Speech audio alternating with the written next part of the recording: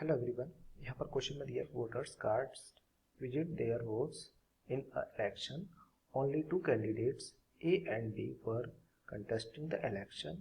A won the election by 1860 votes.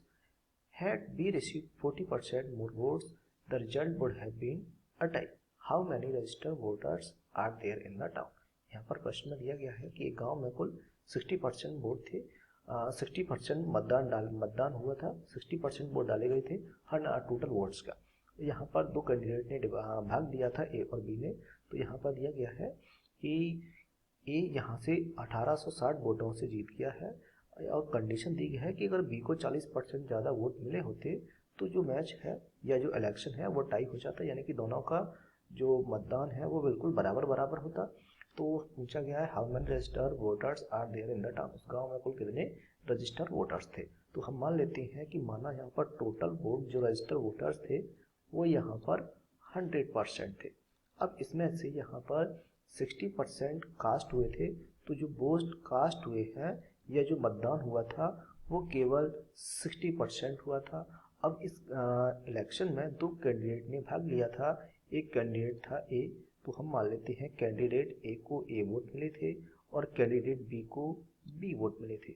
दोनों को अलग अलग वोट मिले थे और इस कंडीशन में ए जीत गया था। लेकिन यहाँ पर कंडीशन दी गई है कि यदि बी को 40% ज़्यादा वोट मिले होते तो यहाँ पर जो बी को जो वोट मिलेंगे वो यहाँ पर हम बी को मान लेते हैं कि बी का 40% ज़्यादा वोट दे दिया जाए, तो बी का 40% वोट ज़्यादा मिला हुआ है वो यहाँ से ए में से कम होके आएगा, क्योंकि जो ज़्यादा हो रहा है वो ए में से तो आएगा। तो यहाँ से ए माइनस कर देंगे तो यहाँ पर बी का 40% बी ए में से कम हो जाएगा। इस कंडीशन में ये मैच या जो इलेक्शन है वो टाई हो जाएगा। टाई होने का मतलब है कि दोनों को जो वोट मिलेंगे वो बिल्कुल बराबर बराबर मिलेंगे। तो यहाँ से हम ए और बी का रेशियो निकाल सकते हैं। तो यहाँ पर डिवाइड करेंगे 2 से, तो यहाँ पर आ जाएगा 22 जा और 25 जा।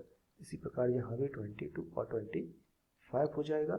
यहाँ पर केवल ए बचेगा और यहाँ पर हो जाएगा बी प्लस और यहाँ पर हो जाएगा 2b/5 और आगे हो जाएगा ये माइनस की वैल्यू इधर जाके प्लस की हो जाएगी, तो यहाँ पर 2b/5 फिर से हो जाएगा। इसे हम आगे सॉल्व करेंगे तो यहाँ पर a इक्वल टू हो जाएगा, नीचे एलसीएम लेंगे तो 5 आ जाएगा और यहाँ पर 9b हो जाएगा। और यहाँ से a और b का रेशियो निकालेंगे तो a रेशियो b हो जाएगा यहाँ से 9:5।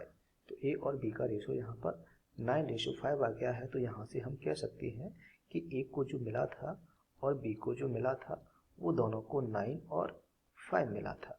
तो यहाँ से हम निकाल लेंगे कि इन दोनों में a इस कंडीशन में एक जीत गया था कितने वोटों से, तो यहाँ पर इन दोनों का जो डिफरेंस है वो यहाँ से 4 है और 4 इक्वल हो जाएगा। यहाँ पर क्वेश्चन में दिया गया है कि a 1860 वोटों से जीत गया था, तो यहाँ पर 4 रेशियो हो जाएगा 1860 के। तो यहाँ से 1 की वैल्यू आ जाएगी, यहाँ से 1860 डिवाइडेड बाई 4।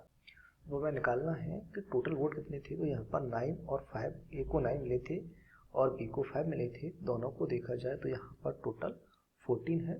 तो हमें यहाँ से 14 की वैल्यू निकालनी पड़ेगी। तो यहाँ पर 14 हो जाएगा 1860 डिवाइडेड बाई 4 मल्टीप्लाई 14। यहाँ पर सॉल्व करेंगे तो यहाँ पर आ जाएगा, इस 40 की वैल्यू आ जाएगी